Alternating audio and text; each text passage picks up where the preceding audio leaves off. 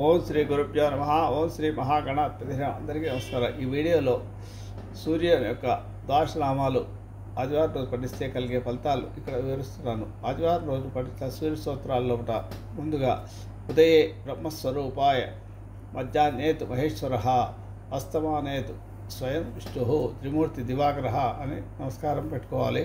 తర్వాత ద్వాదశనామావళిని పఠించాలి. ఓం మిత్రాయ నమః, ఓం రవయే నమః, ఓం సూర్యాయ నమః, ఓం భారవే నమః, ఓం ఖగాయ నమః, ఓం పూష్ణే నమః, ఓం హిరణ్యగర్భాయ నమః, ఓం మరీచయే నమః, ఓం ఆదిత్యాయ నమః, ఓం సవిత్రే నమః, ఓం అర్కాయ నమః, ఓం భాస్కరాయ నమః, ఓం సూర్యనారాయణ నమః అని ద్వాదశనామాలను పఠించిన తర్వాత రాగి చెంపులో నీళ్ళు తీసుకొని 3 సార్లు అర్ఘ్యం విడుస్తూ సూర్యోదయ సమయంలో సప్తాశ్రవతమారుఢం ప్రచండం కష్టపాత్వజం సత్యం శ్వేతపత్వధరం దేవం తం సూర్యం ప్రణాన్ని స్తోత్రాన్ని 3 సార్లు జపించి అర్ఘ్యం ఇడవాలి రాగి చెంపులో నీళ్లతో.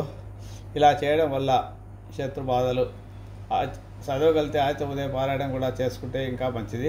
శత్రుబాధలు తొలుతాయి, కోర్టు కేసుల్లో గెలుస్తారు, నేత్ర సంబంధమైన అనారోగ్య సమస్యలు తగ్గుతాయి, చర్మ సంబంధమైన సమస్యలు కూడా తగ్గుముఖం పడతాయి.